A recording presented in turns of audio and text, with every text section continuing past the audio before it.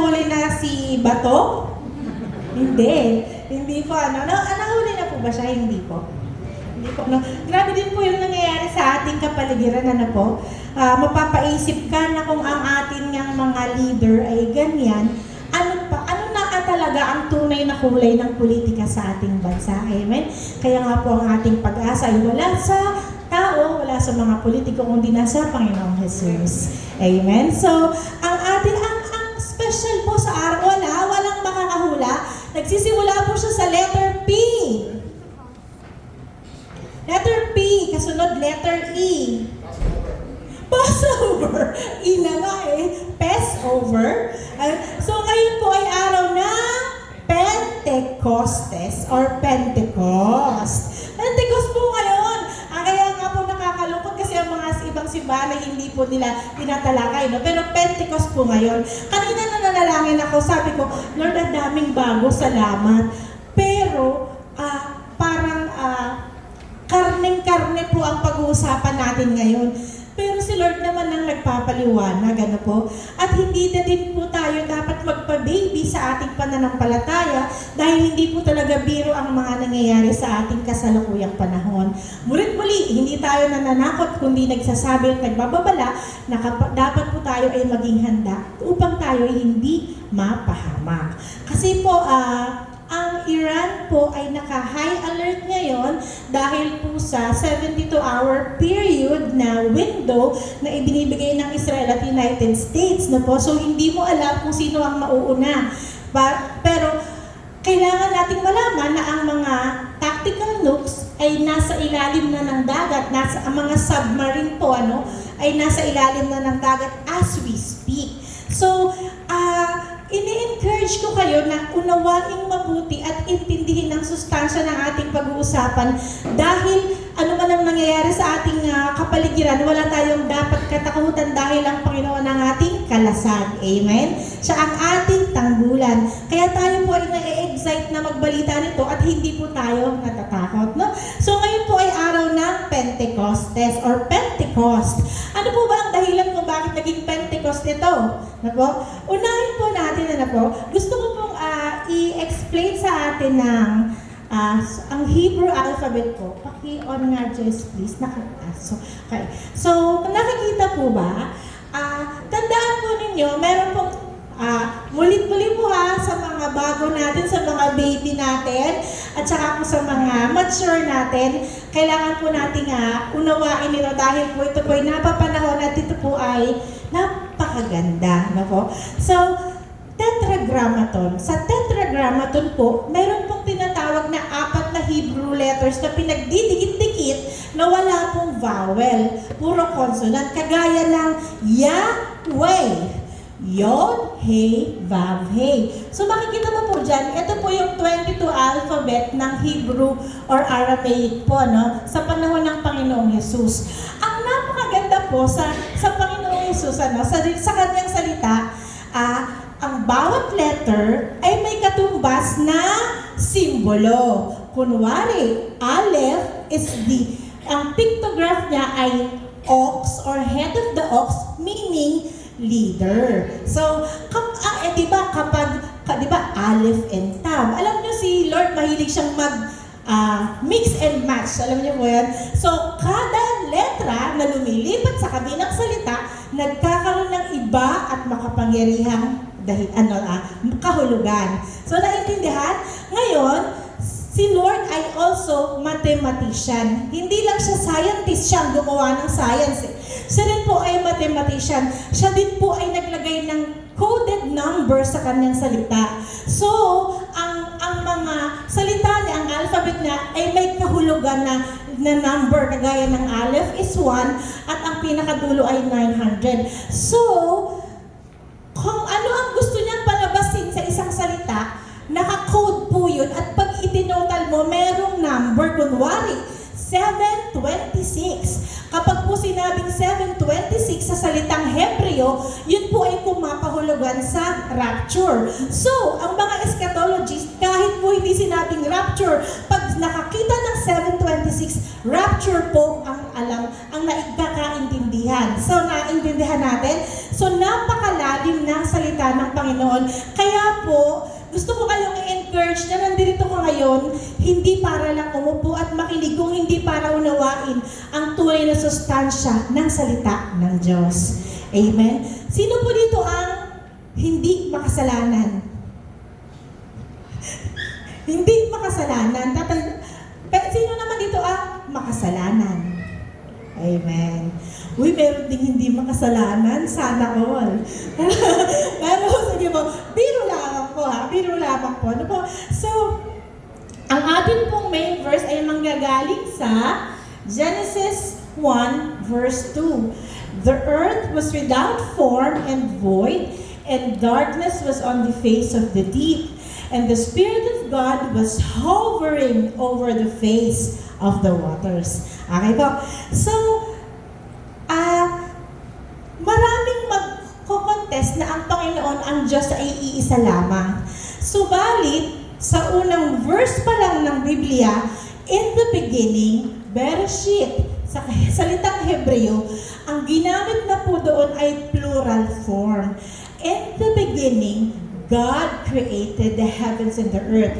Ang God po doon ay plural. So, ang Panginoon po ay hindi lamang talaga iisa. Yan po ang katunayan na Trinity po ang katangian ng ating Panginoon. So, going to verse 2, the earth was without form. Ibig sabihin, bago niya likhain ang mundo, walang hugis, walang korte, pero ang Espiritu ng Panginoon ay nasa ibabaw ng tubig. Ang ibig sabihin, meron na noong tubig. So kapag sinabi kailan nilikha ang tubig, meron ng tubig noon. Hinati lang ng Panginoon ng tubig nung gumawa siya ng dry land. So ito po ang ating pong pag-uusapan sa Genesis 1 to the Ruach. Amen? Sabihin mo nga po, Ruach. Ruach is the Spirit. This is the Spirit. Ruach Elohim, Spirit of God. Ruach HaKodesh, Holy Spirit. This may mean mighty wind, breath, spirit, but there is more. Alam niyo po, hindi kayang ikulong ang banal na Espiritu sa iisang salita lamang. Sino na po dito ang nakaranas ng pagkilos ng banal na Espiritu?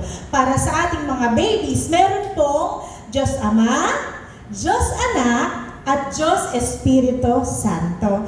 Ngunit sila po ay iisa, pero bumaba po ang anak, nagkatawang tao, upang magpakasakit para tayo ay iligtas. Ngayon, nung namatay ang Panginoon, muling nabuhay, umakyat sa langit, ipinadala naman niya ang kanyang banal na Espiritu. Okay? So, tayo po ay manalangin.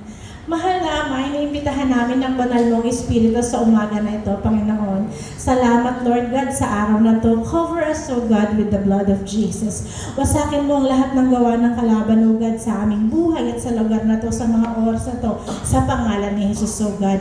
Hayaan mo kami, Lord God, na mga nagsasaliksik sa iyo ay tunay na makatagpo ka at tunay na mapuspos ng banal na Espiritu mo ngayon na, Panginoong Jesus. Hallelujah. Pagpalain mo po ang lahat, bukas na isip, bukas na tenga, bukas na mata, bukas na kaluluwa para sa katotohanan ng Panginoon, Lord God.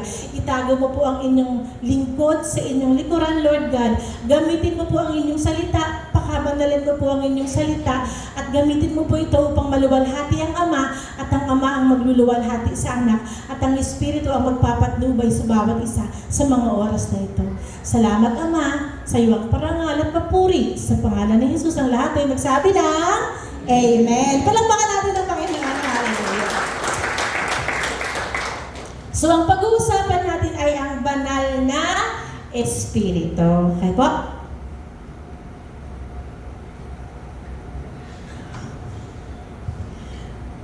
Gusto ko pong ipakita ang video na ito sa inyo para mas maunawaan natin ang ating pong pinag-usapan. So, ang hindi kasi pwedeng ikulong ang banal na Espiritu sa pagbaba lamang niya sa Pentecost. Kasi nga po, simula pa lang, verse 1 pa lang, nandun na siya. Verse 2, nandun siya. Hindi po siya nawala. Kahit po siya ay ipinagkaloob sa atin ng Panginoon noon, siya po ay ever present because He is God. He is omnipresent, omniscient, and omnipotent. So, ang isang katangian ng banal na Espiritu, siya ay nandoroon na. Okay po? Nandoroon na. Alam niyo po, hindi ko kayang i-stress kung gaano kahalaga magkaroon ng banal na Espiritu. Mga kapatid, sa buhay natin ngayon at sa oras na kinakalagyan natin, hindi mo kakayanin kapag wala kang banal na Espiritu sa buhay mo. Ganun kahalaga ang pag-uusapan natin. Na kinakausap ko ang lahat. Hindi mo kakayanin ang darating na panahon kung wala kang banal na Espiritu sa buhay mo ngayon. Kaya kung ngayon pa lang ay wala ang banal na Espiritu, hanapin, saliksikin, i-invite mo siya sa buhay mo ngayon na. Amen? So, ang banal na Espiritu ay nasa simula na. Pero, ang pagbaba ng banal na Espiritu o ang selebrasyon ng Pentecostes ay hindi nagsimula sa Pentecost mismo o sa upper room. Kasi ito ay nangyari na sa panahon nila Moses. So, mga kapatid, makinig po tayo at atin pong pakinggan mabuti ang ating maririnig. Ito po ay ang pagbaba ng banal na Espiritu sa Pentecost. At ito po ang sineselebrate natin ngayon.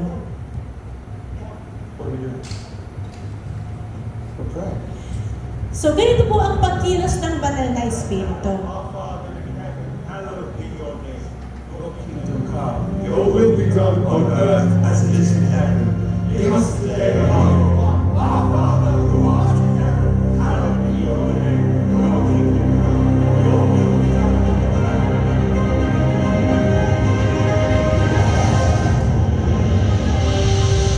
Today our daily bread, and forgive us our debts, as we have also forgiven our debtors, and lead us not into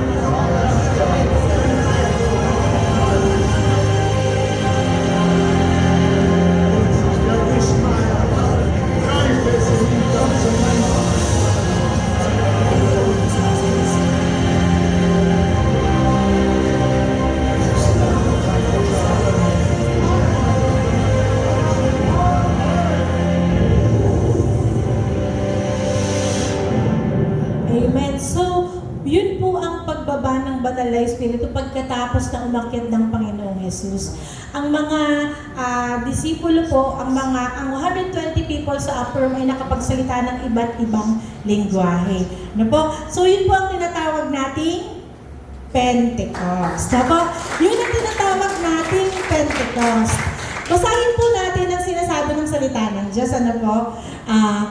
In Acts chapter 2, verse 1 to 4, when the day of Pentecost had fully come, they were all with one accord in one place. Kagaya ng nakita natin. And suddenly there came a sound from heaven. Meron pong tunog sa kalangitan. A rushing mighty wind. Ruach. Rushing mighty wind. Ruach. And it filled the whole house where they were sitting. Then there appeared the divided tongues as of fire, and one sat upon each upon them. And they were all filled with the Ruach HaKodesh, with the Holy Spirit, and began to speak with other tongues. O nagsalita ng ibang-ibang lengguwahe sa pamamagitan ng kapangyarihan ng banal na Espiritu. So, huwag po tayong matatakot na matanggap ang banal na Espiritu kasi hindi po tayo kapangyarihan po yun sa pananampalataya sa Panginoong Yesus. So, yun po ang pagbaba ng banal na Espiritu. Pero ang katotohanan po ay na po siya, foreshadowing po ng nangyari noon po sa Mount Sinai. Kasi po, ang Panginoon po po ay bumaba sa Mount Sinai sa panahon nila Moses na po. Okay? Are you still with me? Nagkakaintindihan po tayo. Huwag kayong aantukin. Bawal humika. Bawal matulog. Okay po? Okay po? Okay. So bumaba ang Panginoon. Basahin natin sa Exodus 19:16 to 20. Kinaumagahan ng ikatlong araw ay kumulog at kumidlat at ang bundok ay nabalot ng makapal na ulap. At narinig ang isang malakas na tunog ng trompeta. Nanginginig sa takot ang lahat ng tao sa buong kampo. So kapag naranasan yun, natural lang po na matakot sa overwhelming power na dala nito. Pinangungunahan ni Moises ang mga tao papunta sa paanan ng bundok upang humarap sa Diyos. Ang bundok ng Sinai ay nababalot ng usok sapagkat bumaba si Yahweh sa anyo ng apoy. So, bumaba rin po ang Espiritu ng Panginoon. Ang Panginoong Diyos bumaba po. Tumaas ang usok tulad ng palakas, tulad ng isang pugon at nayanig ang bundok lumindol. Palakas ng palakas ang tunog ng tambuli. Nagsalita si Moises at sumagot sa kanya ang Diyos sa pamamagitan ng kulog. Bumaba si Yahweh sa tuktok ng bundok ng Sinai at pinaakyat niya roon si Moises. So, nakita niyo po, no? Ang presensya ng Panginoon, may kulog, may kidlat, may lightning, may lindol, meron pong pagkayanig na po, na talaga naman po na kahit si Moses na kilalang-kilala na niya ang Panginoong Hesus ay natakot. Narinig po ba ninyo yung kulog ng nakaraang linggo? Nung umulan? Sobrang lakas, di po ba? Parang kapitbahay mo lang yung tinamaan ng tulog sa sobrang lakas. So imagine mo kung sunod-sunod na gano'n ang maririnig mo sa presensya ng Panginoon, matatakot ka naman nga talaga. So para magkaroon tayo ng idea o picture kung ano ang nangyari noon, panoorin din po natin ito.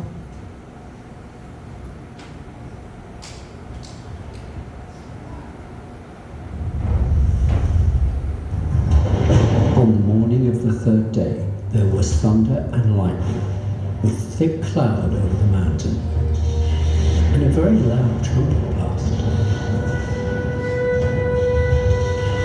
Everyone in the camp trembled. And Moses led the people out of the camp to meet with God, and they stood at the foot of the mountain.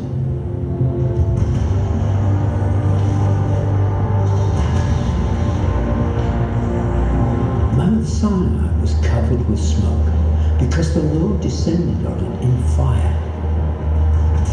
And the smoke billowed up from it like smoke from a furnace, and the whole mountain trembled violently. And the sound of the trumpet grew louder and louder. Moses spoke, and the voice of God answered him.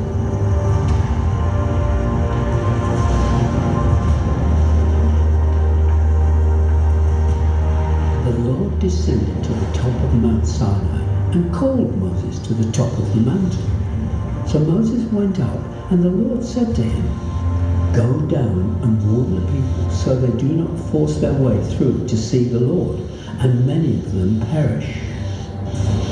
Even the priests who approach the Lord must consecrate themselves, or the Lord will break out against them."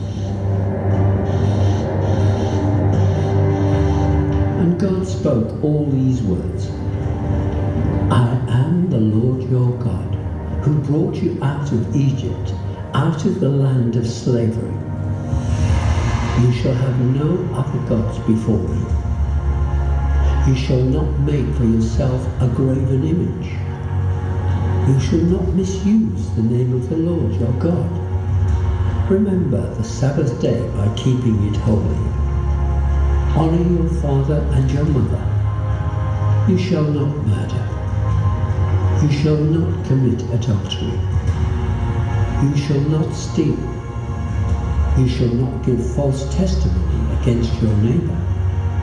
You shall not covet your neighbor's house." Amen. So, yan po yung nangyari sa Mount Sinai. Alam niyo po, same time period. Pentecost rin po o Shavuot, nung pong bumaba ang Panginoong Yesus sa bundok po na yan, ano po. So, napakabuti ng Panginoon at kamangha-mangha po ang kanyang gawa dahil po ginawa niya ang pagbaba niya. Makinig po tayo ha. Bumaba siya nung Exodus sa same period o parehas na panahon kung kailan bumaba siya nung Pentecost. Ang linaw po ha. Bumaba siya same period po. 16 to 30 years apart. Pero same time period. Ano po? Kaya po, hindi na po bago yung Pentecost po dahil po fina-foreshadow na po yun ng Panginoon sa kanyang mga gawa. Okay po? Ano ang kahalagahan ng pagbaba ng Panginoon sa Mount Sinai? Kung maalala po natin, ang mga Israelita po na ay galing sa ilang at sila po ay walang direksyon ng kanilang mga buhay. So, sila po ay, si Moses po ay nakipag-usap sa Panginoon at si Lord naman po ay nakinig at bumaba at binigyan ng pansin ng mga Israelita. Pero, ang binasa po niya, ano po yung binasa? Yung 1, 2, 3, 4, 5, 6, 7, 8, 9. Ano po tawag doon? Yun ay 10 Commandments. Sa Tagalog ay 10 utos. So, ang 10 utos po ay ibinigay sa Mount Sinai noon pong panahon na yon. Alam niyo po na ang Panginoon is a covenant-keeping God. Ang ibig sabihin, ang Panginoon po ay tinutupad ang kanyang pangako. At pag meron po siyang kasunduan at siya po ay kasama sa lagdaan ng kasunduan, hindi po niya yan i-forsake at yan po isisiguraduhin niya banal at mangyayari. So, ang panahon po na yun, nun pong nagbigay ng batas ang Panginoong Diyos sa mga Israelita, tinanggap po yan ng mga Israelita. At sinabi po niya na tinatanggap namin na ikaw ang aming Diyos na pumapayag kami sa sinasabi mo. So, tinanggap nila. So, in a way, nagkaroon ng marriage covenant o kasalan sa pagitan ng ni Hashem, ni Elohim, ng Panginoong Diyos, Diyos Ama, at ng mga Israelita. So, it is a marriage covenant. Tandaan natin, it is a marriage covenant between Hashem and Israel. Tandaan natin na sa Panginoon, napakahalaga po na kasal. At ang kasal sa Panginoon ay banal. Ganyan po niya ituring ang kasal kasi po siya po ay kasal at balang araw, hindi po ba ang bride of Christ ay ikakasal rin sa kanya, sa kanyang anak. So, kasal, tandaan natin, this is a marriage covenant. Ang sabi in Isaiah 54:5-6, your maker is your husband. Ang gumawa sa iyo, ang lumikha sa iyo ay iyong asawa. So, ito ba yung asawa mo, nakasama mo ngayon? Yung husband mo, hindi. Si Hashem, si Elohim, si Yahweh, ang Diyos Ama, ang asawa. Siya ang tagapaglikha. Kaya nga lang, alam natin na sa kakulitan ng mga Israelita, sila po ay nainip sa pakikipag-usap ni Moses. Diba? Si Moses ay akyat baba sa bundok. No po? So sa ating po mga abago, si Moses po ay nakikipag-usap sa Panginoon kasi po ang mga tao ay bawal makipag-usap sa Panginoon. Dahil pag nakipag-usap tayo sa Panginoon, tayo ay mamamatay sa panahon nila. Pero sa panahon ngayon, pwede na tayong makipag-usap ng diretso sa Panginoon. So we are talking about doon po sa panahon ni Moses. So ang nangyari, ang mga Israelita po ay napagod, narindi, at nawalan naman ng pasensya. Kaya po sila po ay sumamba naman sa mga Diyos-Diyosan. So, natatagalan sila sa pagbaba ni Moses. Ang ginawa nila, sinabi nila kay Aaron, gumawa tayo ng gintong baka. Gintong idolo. Yun ang sasambahin. So, yun ang dinagda ng Panginoon. At doon din po sa mga panahon na yun, ay nagalit ang Panginoon. No? Napakabilis po ng kanilang wedding, ng kanilang engagement. Nagalit po.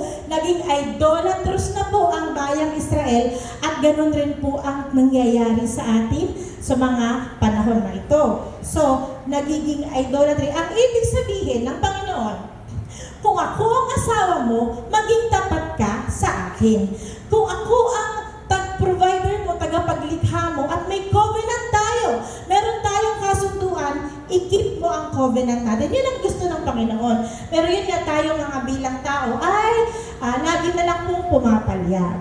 So, ang Pentecost ay laging nagde-describe ng pagbaba ng banal na espiritu.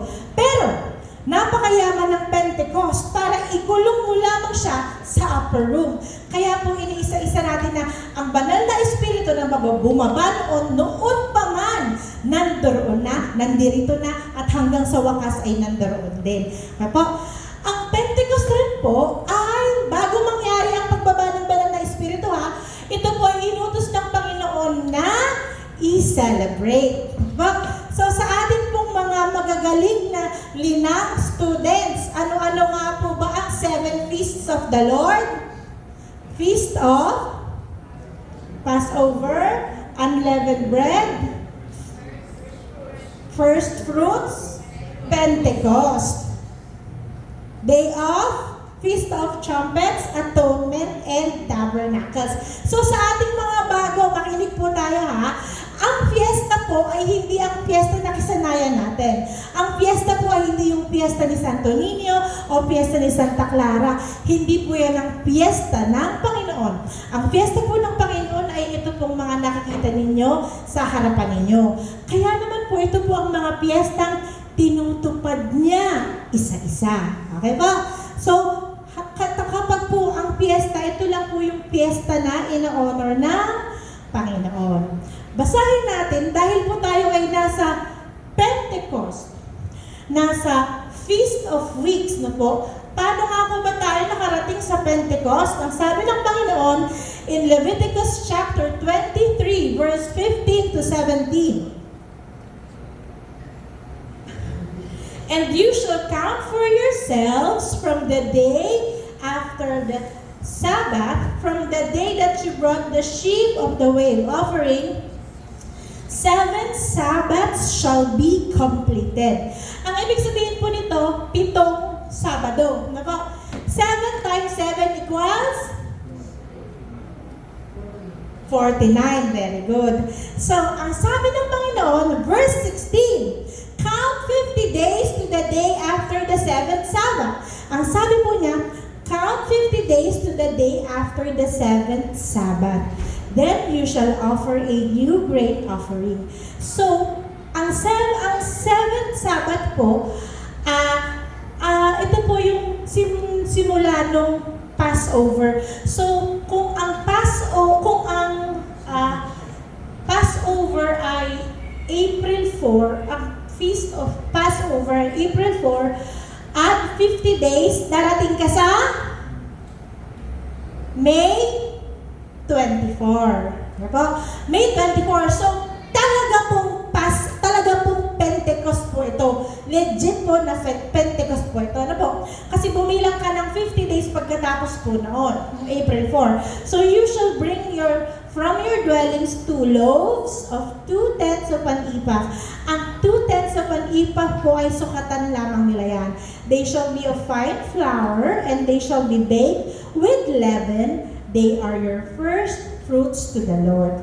So, ang ginawa natin pagbibilang, mula po sa April 4 hanggang ngayon ay tinatawag na Counting of Omer. Ang Counting of Omer po, ito po yung barley harvest po na iaalay po pagdating ng Shavuot, pagdating ng Pentecost. So, meron pong Omer counting hanggang sa makarating ka sa 50. At pag nakarating ka na sa 50, Pentecost na po yan. Okay? Are you still with me? Amen. So, sa Pentecost po na yun, pag nakarating ka, mag-aalay sila ng ilang tinapay? Ilan? Dalawang tinapay po. So, ito po yung Levitical priest. Ito po yung mga nasa tribe of Levi na nag-aalay po ng tinapay. Babalikan po natin ang tinapay na ito. So, tandaan po natin tandaan niyo po lahat ng yaman na pinag-uusapan natin.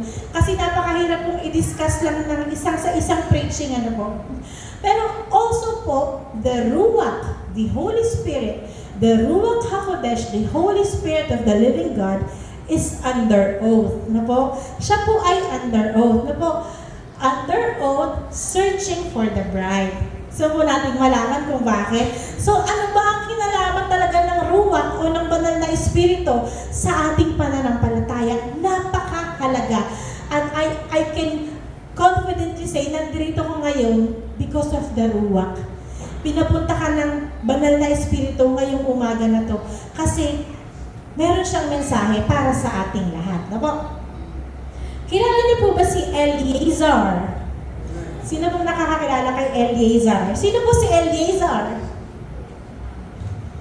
Sino po si Eleazar? Kay Daymaru, may nakakakilala? Wala. Andito siya. Oo. So si Eleazar po, si Eleazar po ay, siya po yung servant ni Abraham. Okay? Tandaan mo natin, kapag meron sinabi sa Biblia na unnamed servant o ang servant o lingkod na walang pangalan, ito po ay ang banal na espiritu. At ang Eleazar po ay ibig sabihin nito ay Holy Spirit. Kagaya po ni Lazarus, helper, counselor, advocate. So, pag sinabing Eleazar, ang pinag-uusapan po dito ay banal na espiritu. Okay po? Ang banal na espiritu po ay under oath. Kagaya nga po ng sinasabi natin, ang kwento ng Panginoon at ang yaman niya ay nakatago sa mga kwentong sinasabi niya. So, hindi lamang po nangyari dahil yung mga bagay na yun, dahil wala lang. Nangyayari po yun kasi meron siyang ikinukwento sa ilalim pa ng isang kwento. Kung si Abraham po ay may assistant na Eleazar, ang sinasabi po niya, si Abraham ay may alipin na hindi pinangalanan. Sinasabi po niya na ang Diyos Ama ay meron din po helper na ang banal na espiritu. So, ang yaman ay nakatago sa isa pang yaman. Ano po? Are you with me? Amen. Palakpakan natin ang Panginoon kung atin po na namamangha sa kanyang kabutihan. Hallelujah. So, anong sinabi ko kanina? The Holy Spirit is under oath. Diba? Under oath ang Holy Spirit. Sabi ko na, Genesis 24 verses 8 to 9. And if the woman is not willing to follow, then you will be released from this oath.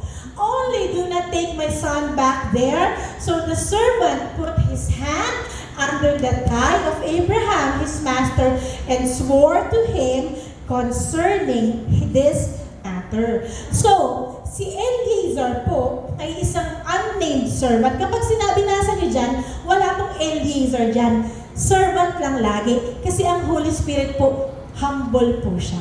Ayaw po niya ng kasi lagi lang po siyang nagpo-point towards Jesus Christ. Leading the people towards Jesus Christ. So, wala pong Eleazar dyan. Pero si Eleazar po yan. Ano? So, di ba, under oath siya. Sabi, di ba? Sabi ng servant, kapag ayaw ng babae na sumama, ano ang gagawin ko? Di po ba? Ang banal na espiritu ang naghahatak, nag-aakay sa ating lahat upang pumunta sa Panginoong Hesus, di po ba?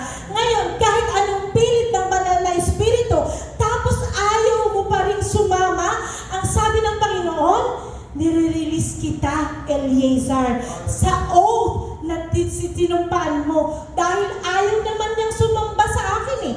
Ayaw naman niyang sumama. Ayaw niyang tumungo sa Panginoong Hesus. Malaya ka, hindi na kita, wala kong hahatulan laban, wala kong sasabihin laban sa'yo. You are free hindi ka na under oath. Ganon rin po ang ginagawa ng banal na espiritu sa ating mga buhay. Hallelujah.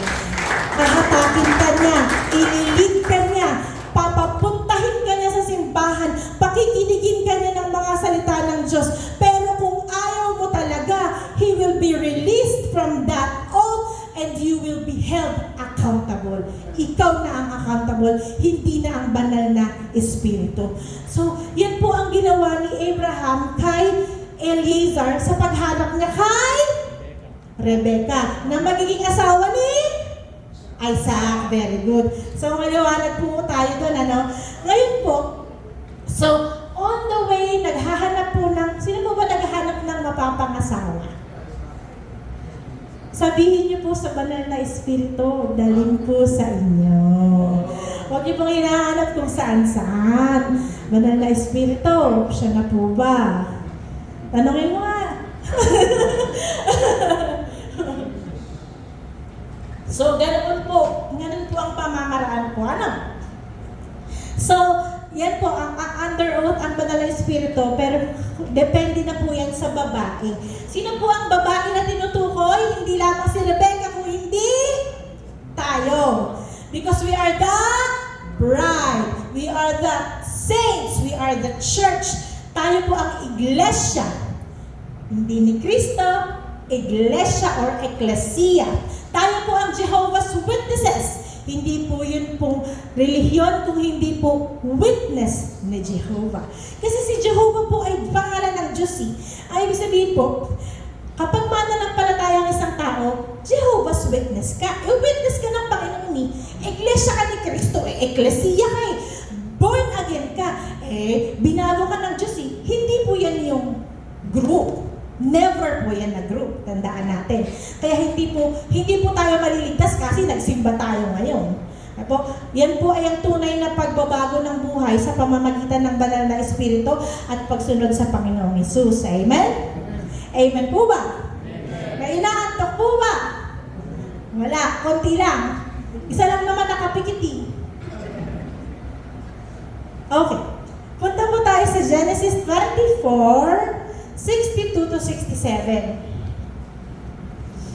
Again, I need your full attention. Now Isaac came from the way of Beer Lahai Roy, for he dwelt in the south. And Isaac went out to meditate in the field in the evening, and he lifted his eyes and looked.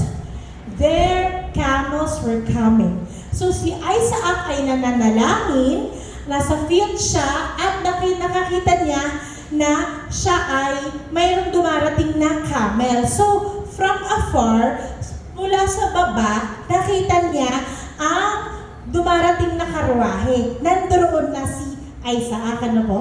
So, then, sino yan? Si Rebecca lifted her eyes, and then when she saw Isaac, she dismounted from her camel, for she said to the servant, who is Eleazar, who is the Holy Spirit, who is this man walking in the field to meet us? The servant said, it is my master. The servant is always pointing to his master, to Jesus Christ. Isaac is a representation or typology of Jesus Christ. Abraham is pointing to Jesus. Jesus is pointing to Abraham, to God the Father. But the Holy Spirit will always lead you to the Master, Jesus Christ, our Lord and Savior. Amen? It is my master. She took the veil and covered himself, and the servant told Isaac all the things that he had done. Remember, the servant told Isaac the things that he had done. The Spirit testifies to Jesus Christ the things that He has done. He will testify. Siya ang magpapatunay sa lahat ng nangyari at ginawa natin patungo sa Panginoong Hesus. Siya ang magiging simbolo o tatak o marka ng kaligtasan. Kaya maaaring tatanggapin natin ang Panginoong Hesus in vain. Yes, Lord, I accept you as my Lord and Savior, but dahil sa mga gawa natin, wala ang banal na espiritu sa ating buhay, walang kapangyarihan. Wala ang banal na espiritu. That is why it is said, we cannot mock God. Amen? Because meron siyang parang QR code, parang scanning. Pag na-scan niya, alam niya. Pag nandun ang banal na espiritu, alam niya kapag hindi. Amen? So, yan po ang kahiwagaan ng ruwak ng Holy Spirit. Ruwak Elohim, Ruwak HaKodesh, Holy Spirit of the living God. He values both Jews and Gentiles. Sino po dito ang mga Hudyo? May Hudyo po ba dito? Taas ang kamay. Hudyo. Ang mga Hentil. Sino po ang mga Hentil? Very good. Konti lang. Ano po tawag sa iba? Kasi lentils. Kasi po, dalawa lang ang klase ng tao. Hudyo, tsaka Hentil. Ang mga Hudyo ay nanggaling po sa linya ng mga Hebreo, Israelita. Ang mga Hudyo ay ang lahat ng tao na hindi kabilang sa Israelita. Ulitin ko, sino ang mga Hudyo? Taas kamay. Nawala pala, no? Sa pala, sino ang mga Hentil? Ayun. Ayaw pa rin ng iba. Lentil talaga. Lentil muna. Okay, sige. Ngayon, so kapag hindi ka Hudyo, ikaw ay Hentil. Na po? So, pinahahalagahan ng Panginoon ang mga Hudyo sa Israelita, sa Israel, at ang mga Hentil sa anumang lugar. Ako ay Hentil, ikaw ay Hentil, tayong lahat ay Hentil. Babalikan natin ang Leviticus 23:22. Ang sabi ng Panginoon, when you reap the harvest of your land, you shall not wholly reap the corners of your field when you reap, nor shall you gather any gleanings from your harvest. You shall leave them for the poor and the stranger. Alam niyo po, ang madalas inutukoy sa Biblia, kapag sinabing foolish, Hentil yun. Kapag sinabing poor, Hentil yun. Kapag sinabing stranger, Hentil yun. Kasi po, hindi tayo nakabilang talaga originally sa family ng Panginoong Jesus. Na po? So, pansinin po natin. Ang sinabi po niya, ang bilin po niya sa mga Israelita po ang sabi niya, huwag mong kunin ang mga kanto ng mga sakahan. Alam niyo po yung sakahan, di ba? Square, ay triangle. Tama? Triangle. Ngayon po, imagine na po, triangle po siya. At sa triangle, kunwari ito po yung isang sakahan. Triangle dito, triangle doon, triangle dyan, tsaka triangle doon. Yun po ay hindi dapat inaanihan ng mga may-ari dahil yun po ay para sa mga mahihirap at mga sinong mahirap? Huwag naman, stranger na lang. Pero yun po yun para po yan sa mga hindi kabilang. So, imagine po ninyo, no? Nag-provide talaga ang Panginoon ng pamamaraan para tayo ay maligtas. Kasi po ang pag-aani po, hindi niya hinayaang para lamang sa, ang biyaya ay hindi lamang na hinayaan sa mga Israelita. Kaya nakarating ang kaligtasan sa atin kasi meron pong principle of gleaning. Meron pong pag-iiwan. Isa pa, ang sabi ng Panginoon, ang sabi sino ba yung asawa ni Ruth? Si Boaz. Ang sabi niya, kapag may nalaglag, huwag mo nang pulutin. Dahil yan ay para sa mga mahihirap at mga stranger. So, imagine mo, kapag, di ba, pag may nalaglag, pinupulot mo, nangihinayang ka, sa Panginoon, yun ay para sa mga stranger na. Yan ay biyaya na para sa mga stranger na po. So, ganun po kaganda kasi ganun nga din ang Pentecost kasi ay nangyayari sa panahon ng anihan. Remember, Israel is an agricultural country. Sila po ay nakabase sa pagtatanim. Kaya po, ang lahat ng mga parabola halos ng Panginoon ay tungkol sa pagtatanim. Di ba? Matabang lupa. Di po ba? Mga ganyan. So, yan po kasi dahil nga po, sila po ay mga magsasaka. So, kapag meron siyang gustong ipaliwanag, mas naipapaliwanag niya ng mas maganda kapag ang pananalita ay ginagamit ang pang-araw-araw na ginagawa.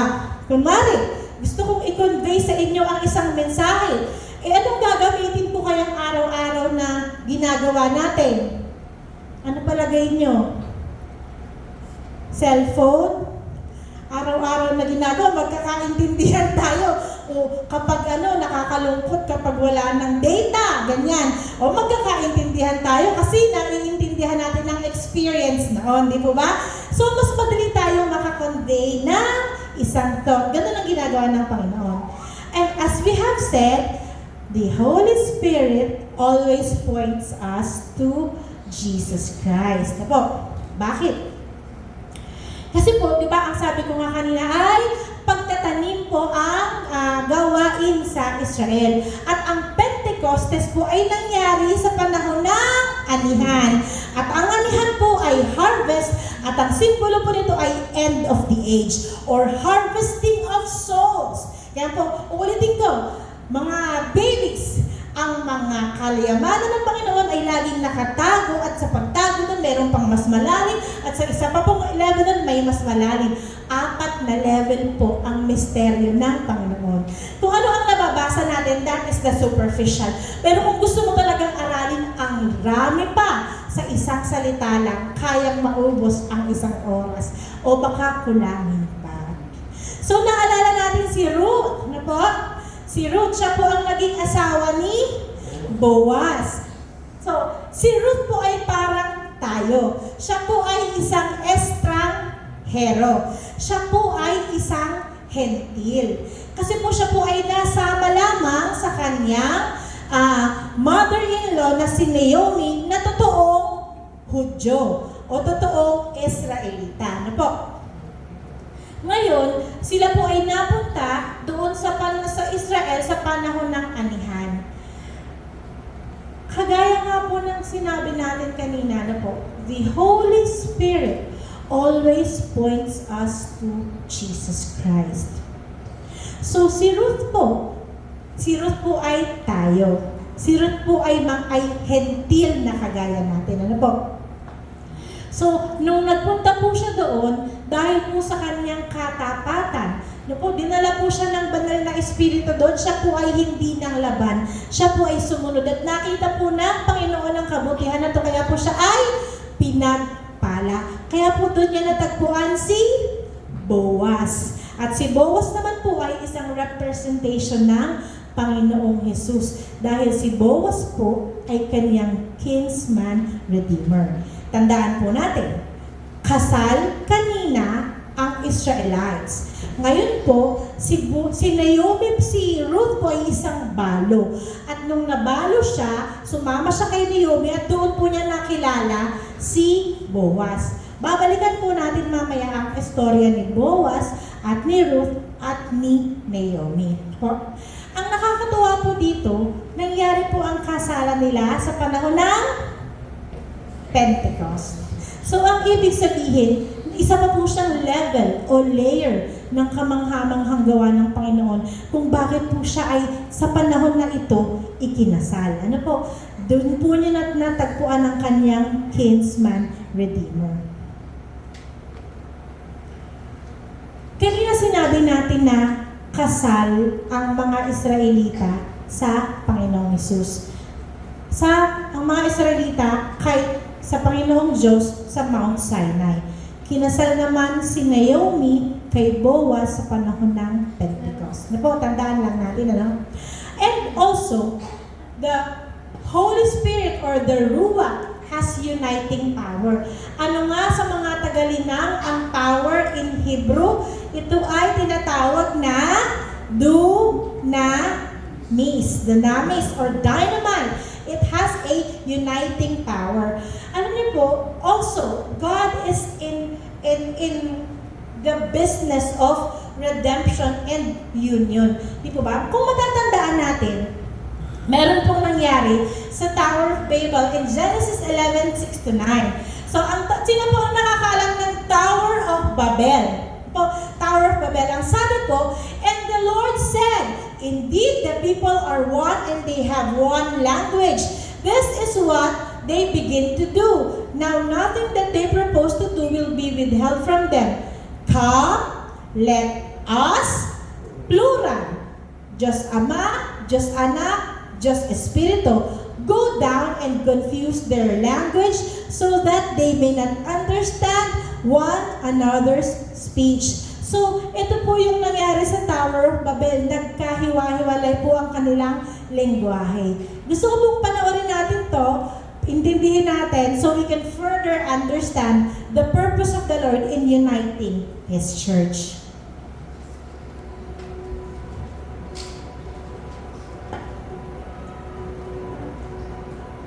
After the great flood, Noah's sons began to repopulate the earth, resulting in his many descendants.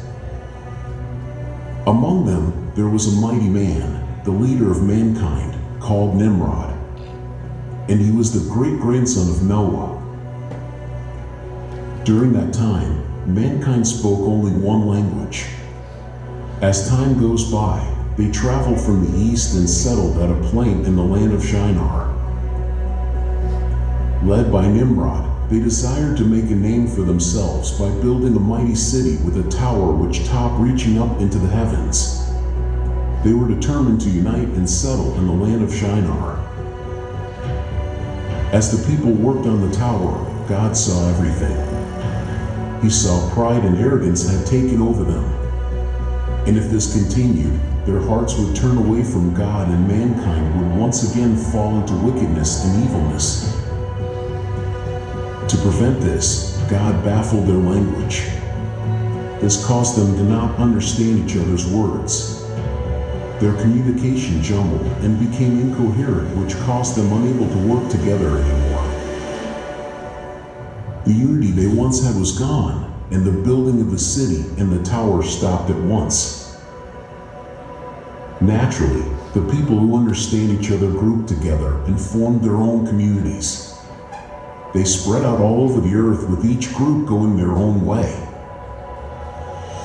Hence, the remaining tower was called Babel, since God confounded their language and scattered them all over the earth.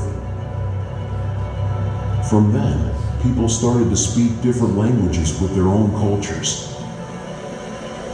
The story of the Tower of Babel provides a lesson about how pride and arrogance will bring fall upon us, as well as the importance of humbling ourselves before God. So, yun po yung nangyari. Ano po? Yun pong nangyari dahil nagtangka ang tao na abutin ang kaluwalhatian ng Panginoon at maging Diyos rin po, kinonfuse o nilito sila ng Panginoon, kaya po nagkaroon ng iba't ibang lengguwahe. So yun po yung dahilan kung bakit nagkaroon ng division o po hindi na nila natapos yung project nila dahil po hindi sila pagkaunawaan. So, ang ginawa po ng Panginoon nung time ng Pentecost, nireverse po niya ang confusion na yun.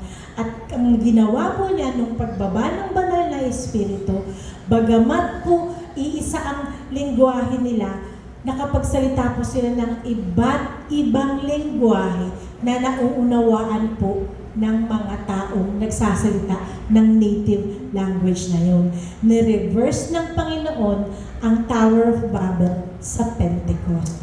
Yun po ang ginawa ng Panginoon. The Lord united them in spirit. Kaya po kapag united ang in spirit ang isang church, mas marami po tayong nagagawa. Kapag united in spirit po ang lahat ng mga manggagawa sa isang community, mas maraming na-accomplish. Dahil iisa ang espiritu, iisa ang lahi, iisa ang lengguwahe, iisa ang goal. Kaya po, kailangan united tayo lagi sa pamamagitan ng Panginoon.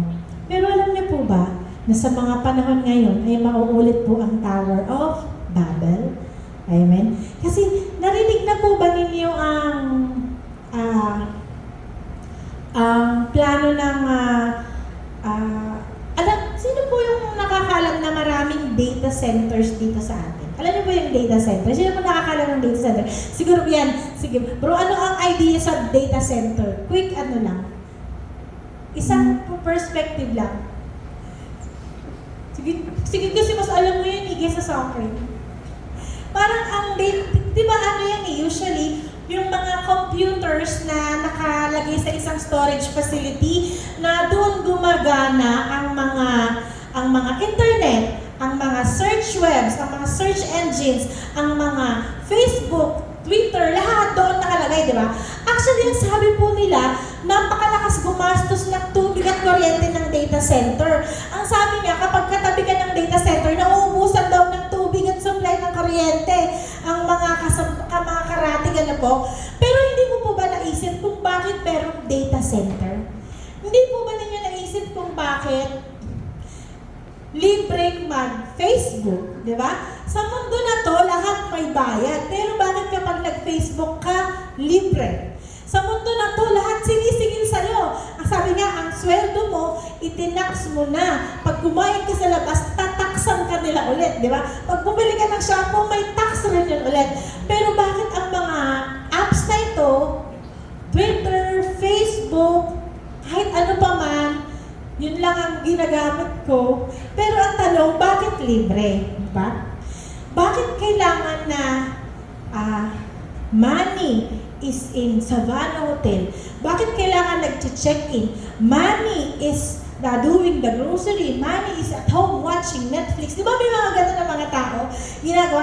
Inaaral po ng mga data centers na to yung ating pong lifestyle. At pinapalakas po ng data centers na to ang artificial intelligence. Ang artificial intelligence po ngayon ang AI. Sino nakakaalam ng AI? Sino na nakakita ng video na ginawa ng AI? Ang galing po, di po ba? Pinalalakas po niya ang AI. Meron pong general AI, meron pa pong super AI. Meron pa pong, may level po siya. Hindi pa po ginagamit yung ultimate artificial intelligence.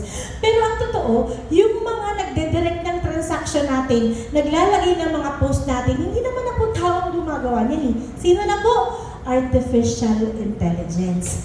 Kung iisipin mo, kapatid, na hindi nangyayari ito, think again. Kasi it is right in front of our faces. Hindi ka, di ba, GCash, facial recognition, di ba? Thumbprint, biometrics, lahat alam, lahat ng details mo alam.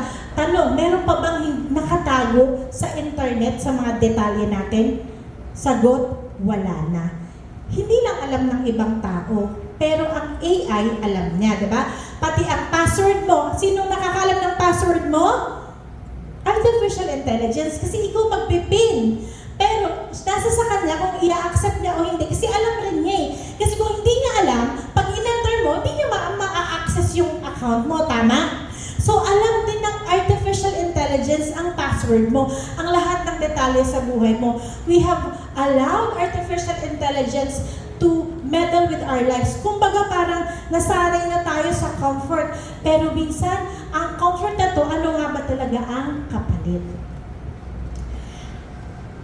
Meron pong nilabas na patent ang Ford. Na po.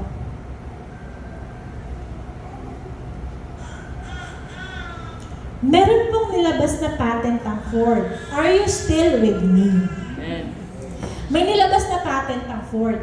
Meron po siyang facial recognition. Meron po siyang lip reading. Ibig sabihin kapag nagsenyas ka lang, at na-sense niya na hindi tama yung senyas mo, ito po ay automatically connected sa police record mo. Kapag na-sense ng artificial intelligence na kinakabahan ka, may sakit ka, o parang galit ka, ang sasabihin niya, you are not fit to drive. You cannot drive your car, go home and take rest. Eh kung may emergency kang pupuntahan dahil kaya ka nga galit o kaya ka nga kinakabahan, pero masisense yun ng artificial intelligence that you are not fit. Unti-unti na pong nilamon ang kalayaan natin ng artificial intelligence na tinatawag natin. Alam ko po, balang araw makikita niyo ito. Mararamdaman po niyo ito. At huwag po kayong magtaka because we are again trying to build the Tower of Babel. We are trying to reach the glory of the Lord.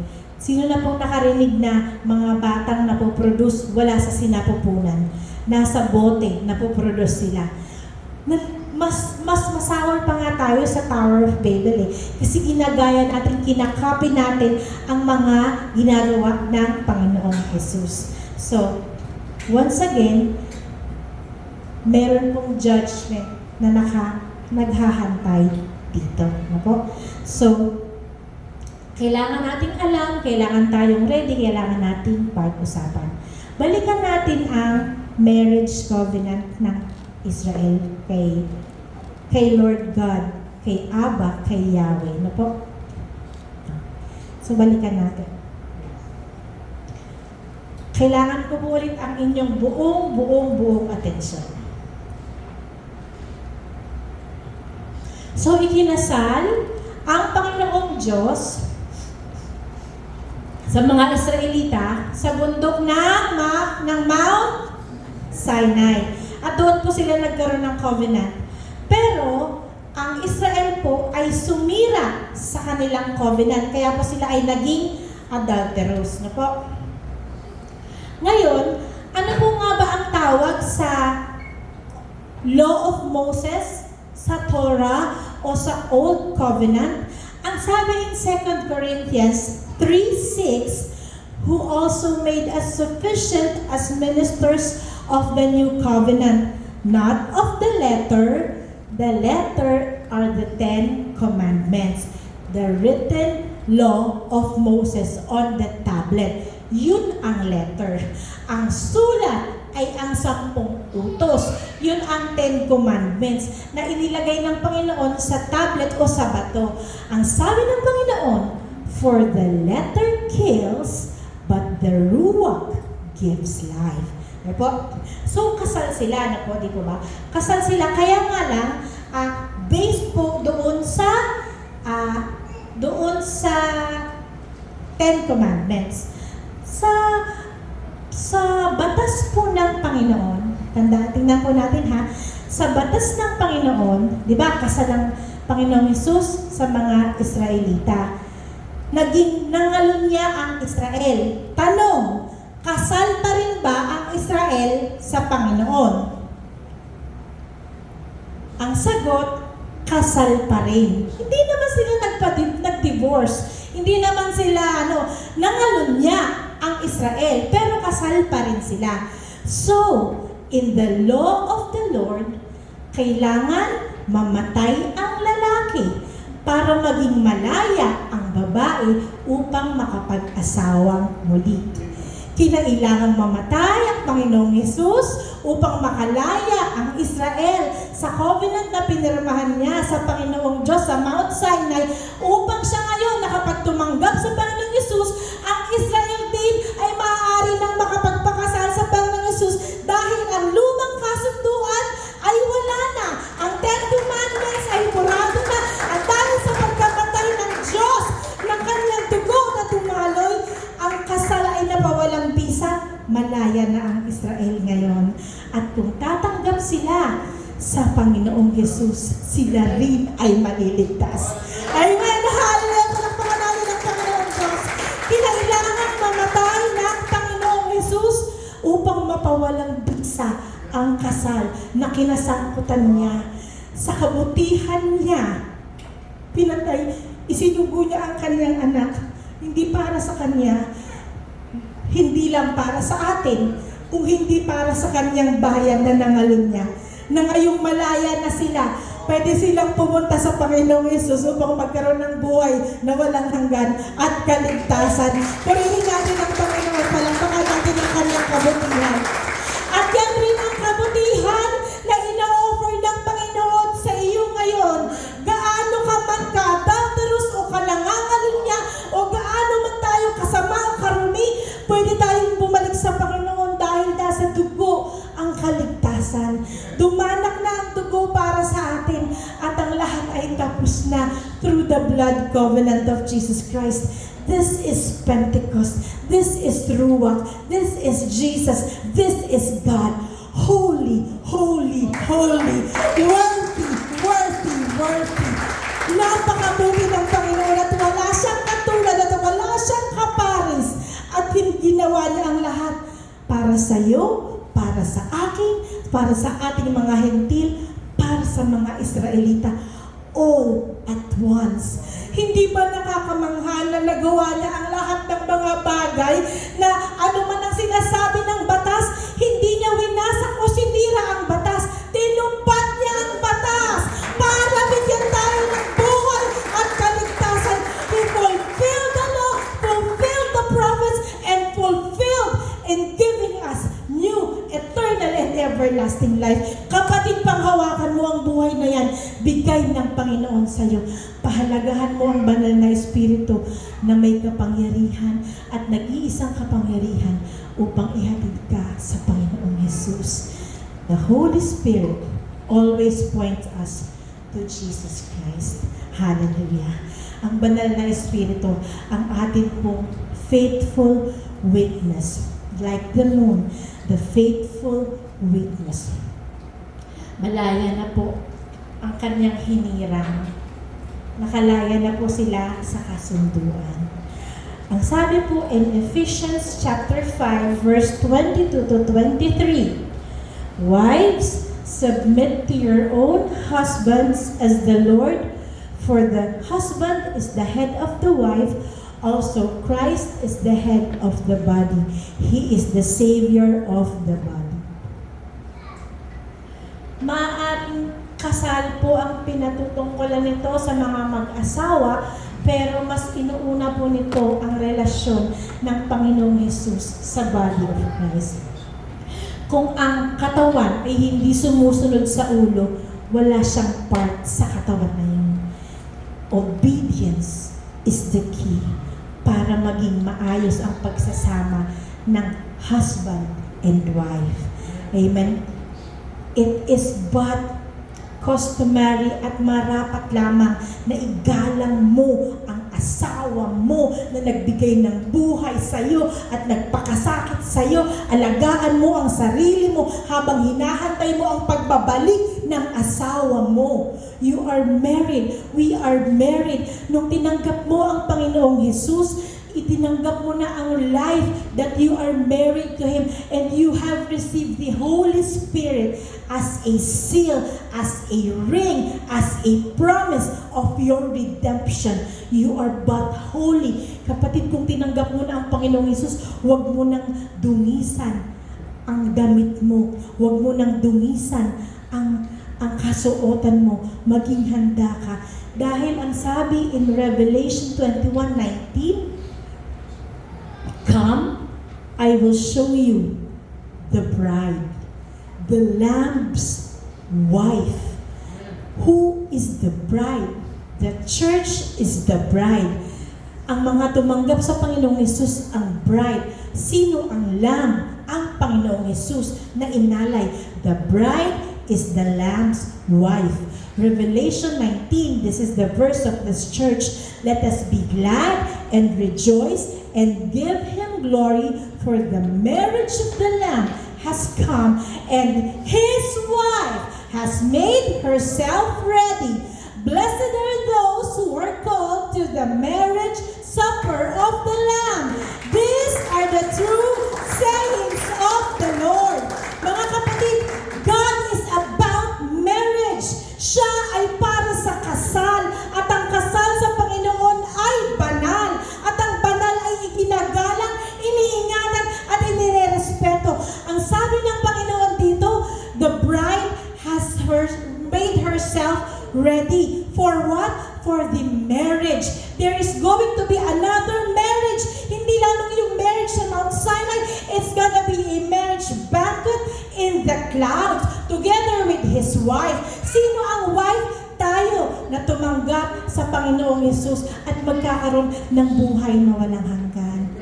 Are we the one who are blessed, who are invited to the marriage supper of the Lamb? Mga kapatid, nung tinanggap mo ang Panginoong Hesus, tanungin ko po kayo, sino na po ang tumanggap sa Panginoong Hesus sa kwarto na ito? Taas ang kamay. Yung tumanggap po sa Panginoong Hesus, nung tumanggap, nagsabi na, tinatanggap ko ang Panginoong Hesus sa aking buhay. Tinanggap, yung tumanggap lang, nagsabi ng prayer, I accept Jesus Christ as my Lord and Savior. Di ba? Ginawa na po natin yan eh. Kasi po, madalas kada pinapapray po tayo ng mga ating preachers niyan. Pero pansinin po natin ito ha. In Ephesians 1:13 to 14. Ang sabi po, no, in whom you also trusted after you heard the word of truth. Who is the word of truth? Jesus Christ, the gospel of your salvation. Who is your salvation? Jesus Christ. Because Jesus means Yeshua, and Yeshua means salvation. At ang salvation, ang ibig sabihin ay kaligtasan. Si Jesus po ang kaligtasan. Ano po? Si Jesus ang kaligtasan. Ang sinabi, nung narinig mo at tinanggap mo at naniwala ka, naselyuhan ka ng ano? Banal na Espiritu. You were sealed with the Ruach HaKodesh. It is an engagement ring. It is a ring that you are wearing. It is the Spirit that is in you. At yun ang nagpapatunay that you are engaged, that you are Jesus Christ, that you are the bride, that you are saved.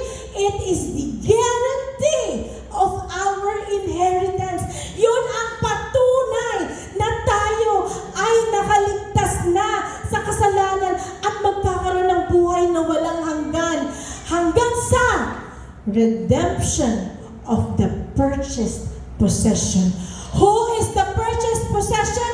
Tayo ang binili ng Panginoon sa ginto at pilang, hindi, kung hindi sa dugo ng Panginoon.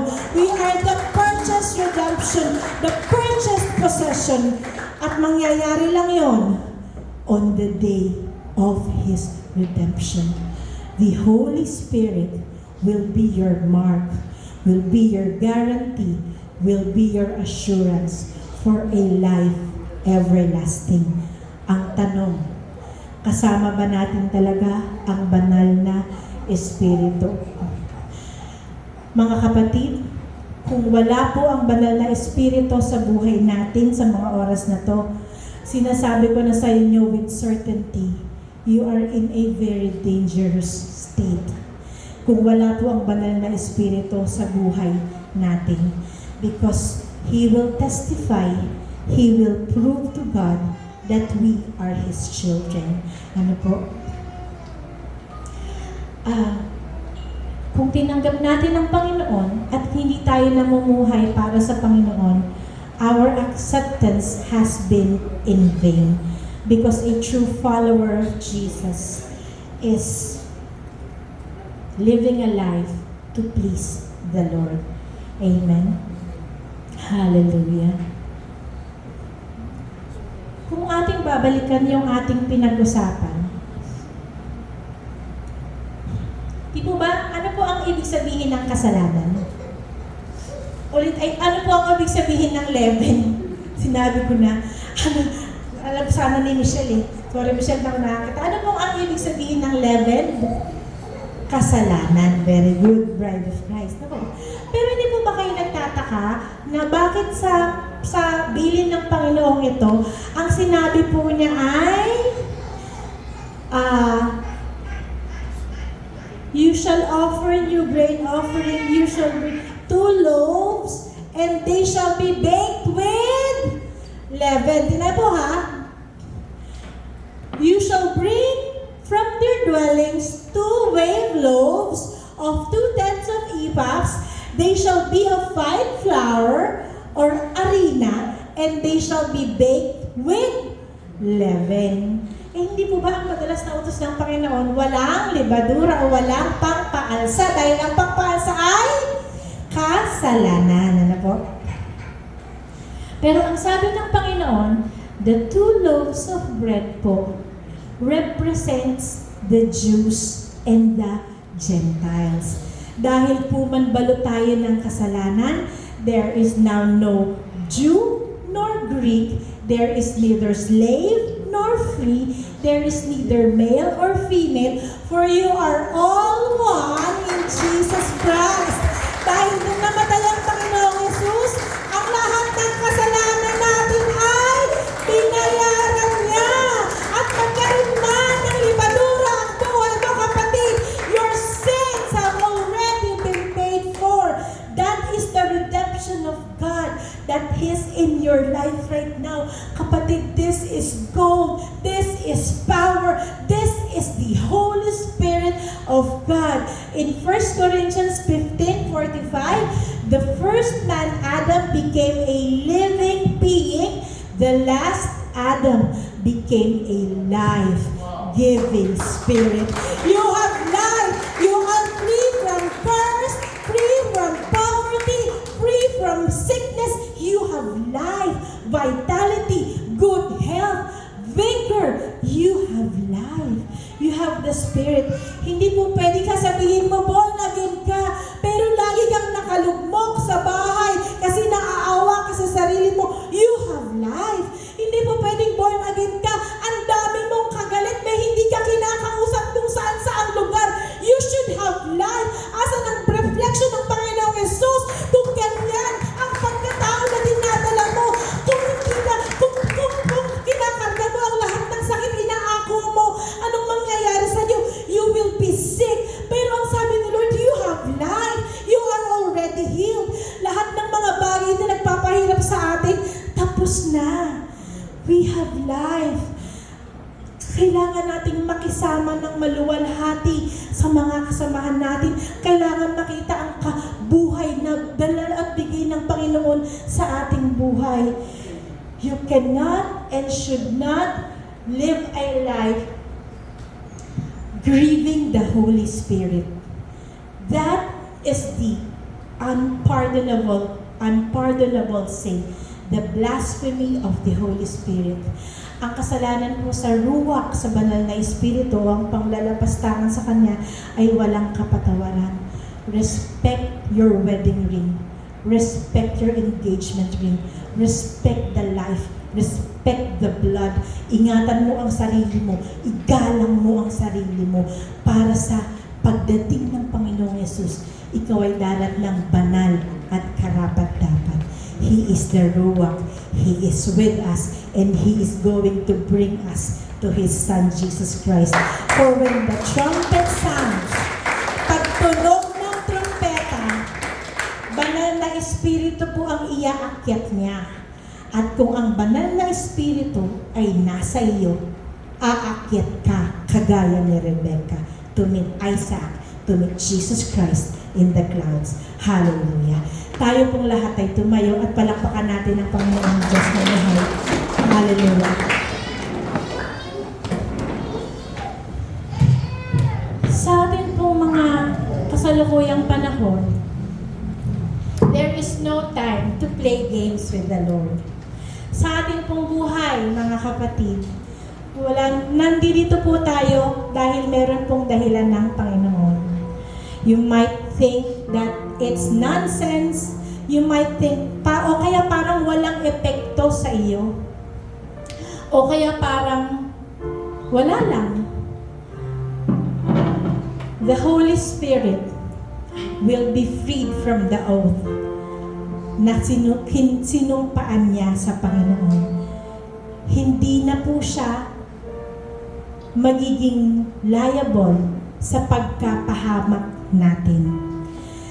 Hindi na rin po panahon ngayon para maglaro tayo sa ating pananampalataya dahil iba na po ang takbo ng panahon. I assure you, the Holy Spirit led you to this place to hear this message. Do not harden your heart and open your heart to the calling of the Lord. Banal na Espiritu ang kailangan natin. At ang banal na Espiritu ang ating helper, comforter, advocate. Siya ang ating kakampi sa mundong padilim ng padilim. Let us once again invite the Holy Spirit in our lives. Hallelujah.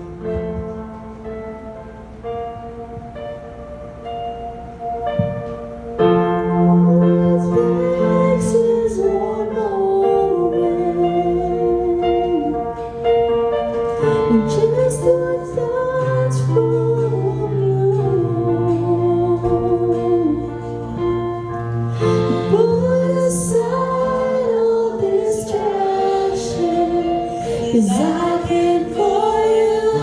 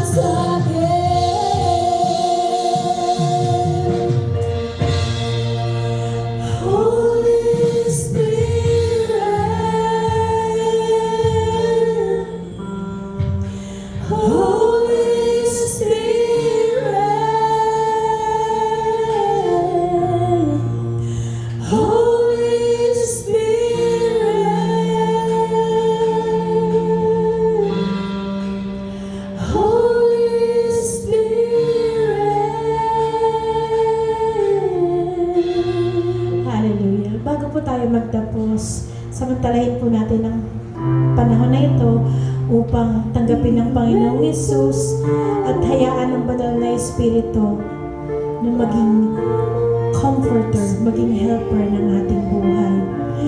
Mga kapatid, kung hindi mo pa natatanggap ang Panginoong Yesus at gusto mo ng banal na Espiritu sa buhay mo at gusto mo ng buhay at kaligtasan at buhay na walang hanggan para sa mga baguhan natin, inaanyayahan ko po kayo na itaas ang inyong kamay at sundin ang panalangin na ito. Gayahin lamang po ninyo ang aking panalangin. Mahal na Ama, Diyos Amang makapangyarihan sa lahat, salamat sa Panginoong Yesus na nagpakasakit, namatay, at muling nabuhay para sa aking kaligtasan. Tinatanggap ko ang Panginoong Yesus bilang aking Diyos at tagapagligtas. Ang lahat ng aking kasalanan, O Diyos, ay inyong pakalinisin sa inyong banal na dugo. Pinagsisisihan at tinatalikuran ko ang lahat ng ito. Banal na Espiritu, malaya kang pumasok sa aking buhay. Ang kapangyarihan mo, ang gamitin mo upang ako ay tuluyang mabago. Sa pangalan ni Jesus, ang lahat ay magsabi ng Amen. Palakpakan